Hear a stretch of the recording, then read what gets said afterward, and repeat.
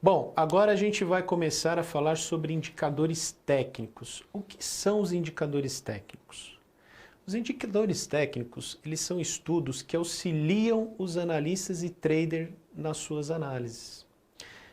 Nesse vídeo, a gente vai mostrar para vocês alguns exemplos reais que eu coloquei aí na tela para vocês um pouco mais para frente. Mas olha só, para que serve um indicador? Ele serve para indicar tendência de preço, volume e pontos de entrada e saída, ou seja, pontos de compra e pontos de venda. Como eles são gerados? Os estudos técnicos são gerados através de cálculos matemáticos, né? Imagina você que antigamente a gente tinha aqueles computadores grandes, né? Ou seja, um modelo matemático de um estudo, para ser executado naquelas máquinas, levavam algumas horas. Hoje não. Hoje é tudo simples. É muito mais fácil de se calcular. Por quê? Inclusive, os indicadores hoje são calculados em tempo real, né? Imagina antigamente como era, né? Tinha que fazer ali na mão. Mas vamos lá. Eu vou falar agora sobre alguns indicadores. Dentre eles, um dos mais antigos e mais usados ainda hoje pelo mercado é o média móvel, tá? Esse foi o primeiro indicador técnico a surgir. Ele serve e tem o objetivo de suavizar aquelas cotações, né? Que os gráficos, dependendo do ativo, como tem muita volatilidade, ele acaba sendo assim um gráfico bem distorcido, difícil de olhar, né? E analisar também. Então a média móvel veio para suavizar esse movimento e ele ajuda, acreditem. Daqui a pouco vocês vão ver aí um vídeo sobre o exemplo da média móvel, tá? Então, outra coisa, a média móvel, ela tem a média móvel aritmética, exponencial, então tem um monte de cálculos aí de média. Eu recomendo sempre vocês usarem a média móvel exponencial, tá? Fica a dica aí para vocês. Daqui a pouco a gente vai postar o vídeo para vocês poderem olhar na prática como funciona esse indicador da média móvel. E o que acontece? Com o surgimento de algumas calculadoras de capacidade maior, na década de 1970, por aí, isso daí trouxe uma transformação para os indicadores técnicos. Em vez do pessoal começar a fazer na mão ali, ficar fazendo cálculos, estudos, então,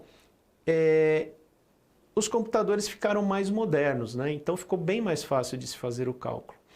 E olha só, os indicadores mais populares e importantes aí da análise técnica são o IFR, que é o índice de força relativa, o parabólico SAR, o MACD, entre outros indicadores.